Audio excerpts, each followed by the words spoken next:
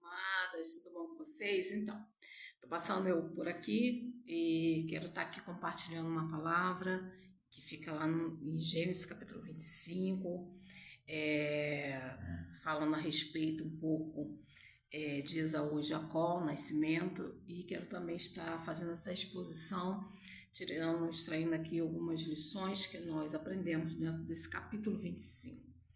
E quero estar lendo um pouco, depois estar dando continuidade a esse capítulo. Eu quero estar explorando mais sobre a vida de Jacó, os ensinamentos, sobre a vida de Esaú, sobre os erros e acertos, enfim, falando um pouco sobre essa família, né, patriarcal, e falando um pouco de Isaac, enfim. Bom, quero estar compartilhando. No capítulo 25, de Gênesis, no verso 21, diz assim: Isaac orou insistentemente ao Senhor por sua mulher, porquanto ela era estéril, e o Senhor ouviu as suas orações. E Rebeca, sua mulher, concebeu, e os filhos lutavam dentro dela. E então disse: se assim é, por que sou eu assim? E foi perguntar ao Senhor, e o Senhor lhe disse: duas nações há no seu ventre, e dois povos se dividirão. E das tuas entranhas um povo servirá o mais forte do que o outro povo, e o maior servirá o menor. No verso 24 do capítulo 25 de Gênesis, diz assim: e cumprindo-se os seus dias para dar à luz, havia gêmeos no seu ventre, e saiu o primeiro ruivo e todo coberto de pelo, por isso chamaram o seu nome de Esaú. E depois saiu o seu irmão com sua mão agarrada ao calcanhar de Esaú, por isso se chamou o seu nome de Jacó. E era Isaac da idade de 70 anos quando os gerou. E cresceram os meninos. Esaú foi homem perito na caça e homem do campo, mas Jacó era um homem simples, habitando em tenda. E amava Isaque a Esaú, porque a caça era do seu gosto, mas Rebeca amava a Jacó. Olha que coisa interessante, nós aprendemos aqui, né? Explorando um pouco, né? Extraindo um pouco lições aqui, nós aprendemos essa família patriarcal. A gente sabe quem foi Isaac, né? Isaac, filho do grande patriarca Abraão, pai da fé, pai de multidões, que orou a Deus, né? Esperou uma promessa de anos para que Deus também desse ali como promessa, que Deus prometeu de dar a ele um filho das entranhas, né, dele. E Sara era estéril também, né? E Deus fez ali algo impossível, né? E tornou possível, que abriu ali, né? A Sara veio conceber da luz já idosa, mas Deus é fiel para cumprir com sua palavra, né? E esse milagre, né? Esse filho da promessa, né? É Isaac, né? Então Deus fez uma aliança com Abraão e Isaac. Então de Isaac ele também ora. A gente vê aqui um Isaac, aquele que é intercessor, né? Um sacerdote da sua casa, um líder da sua família, e ele é aquele que intercede. Insistentemente ele orou, pedindo a Deus para que Deus desse filho, né? Que a Rebeca concebesse e tivesse filhos. E Deus abençoa esse casal, abençoa essa família. E a gente vê também a Rebeca, um perfil de mulher também, né, esposa, intercessora, né? Ela também está ali preocupada, o texto vai dizer que ela estava ali com um conflito dentro dela, né? E talvez ela tenha acompanhado outras mulheres e observou que não foi diferente com ela, né? Aquilo dentro dela, aquela movimentação, ela sentia ali aquela coisa assim que não era legal, ia sentindo um desconforto, e ela vai buscar o Senhor, e o Senhor vai responder. Olha só, coisa interessante, coisa linda, que Deus vai revelar para ela, fazer uma promessa, profeticamente ele faz uma profecia para ela, de uma revelação que vai acontecer, que ele vai declarar para ela que isso que estava acontecendo, ocorrendo na vida dela, que seria dois povos, duas nações, né? Que ali um povo seria maior que outro povo e o menor serviria, o maior serviria o menor, tá?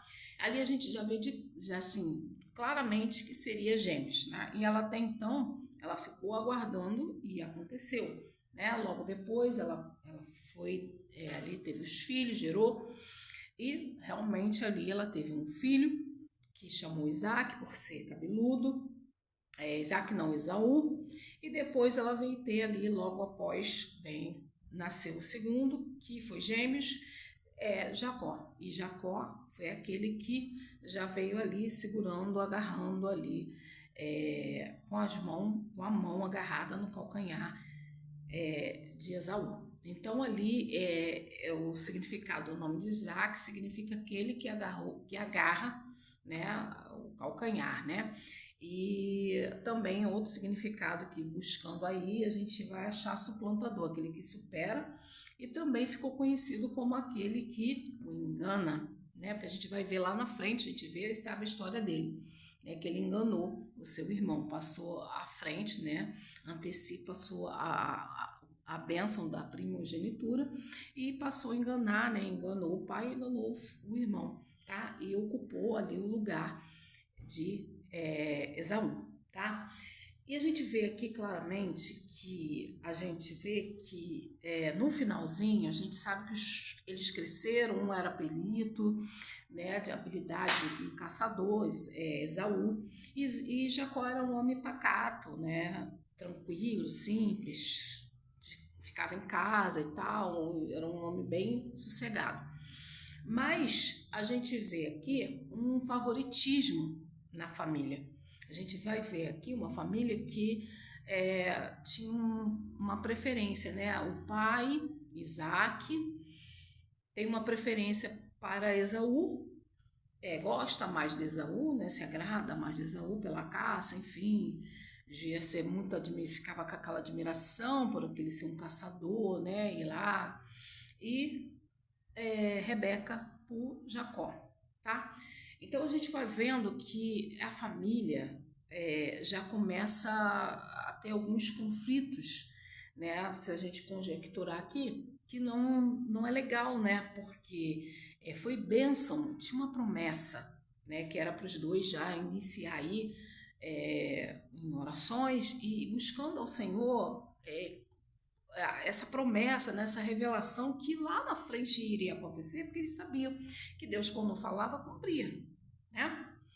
Isaac é prova disso porque ele é o filho da promessa e é aquele que é o milagre, né? E ele sabia ali que Deus ouviu as orações e aquilo que Deus revelou para Rebeca aconteceu, se cumpriu, tá? Então, assim, já no início, eles estão ali mais naquela coisa assim de admiração pelos filhos, um quer mais um, chegado mais outro, enfim. Mas não busca aquela comunhão entre eles, né? Talvez de inserir mais os dois, né? Aproveitar esses momentos para estar ali observando mais, estando mais sem esse favoritismo, assim, bem claramente que deveria ser, e na comunhão com os filhos, esperando ali em Deus o que Deus iria fazer em relação a essa revelação dessa promessa. Então, assim, a gente vai enxergando que a história ela vai ter um resumo lá no final, né? A gente vai ver que lá na frente vai acontecer, mas tudo inicia, tudo é o começo, né? Aquilo que Deus revela, aquilo que Ele cumpre, e era necessário, né? Nesse momento a gente vê o necessário que era a expectativa daquilo que vai acontecer, mas não acontecer esse favoritismo. Isso como prejudica, não é legal, porque isso traz um desconforto, traz assim um atrito entre irmãos. Talvez ali o texto não vai dizer que eles não se davam, nada disso, mas isso não era bom, tá?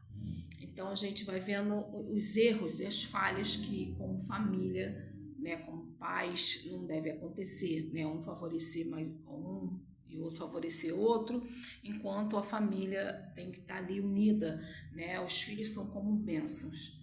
Não ter, é claro que às vezes dentro de uma família o pai tem uma chegada a um, chegada ao outro, isso, outro, mas assim, o amor tem que ser igual, tá? E a gente vai ver nessa família uma família que é uma família patriarcal, uma família que tem uma promessa, que tem uma aliança, e é uma família que são intercessores, mas eles começam ali naquele momento a dar mais ênfase, né, aquela coisa de amar, de querer gostar mais de um e gostar mais de outro, em vez de se preocupar mais com aquilo que o Senhor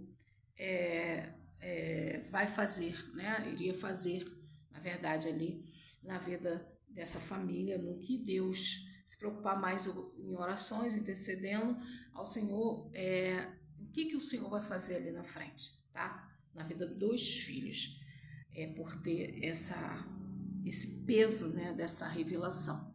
Mas a gente vê um texto ali que nesse momento ele não, dentro do texto a gente não vê essa preocupação, a gente vê o favoritismo, como eu falei aqui, tá bom?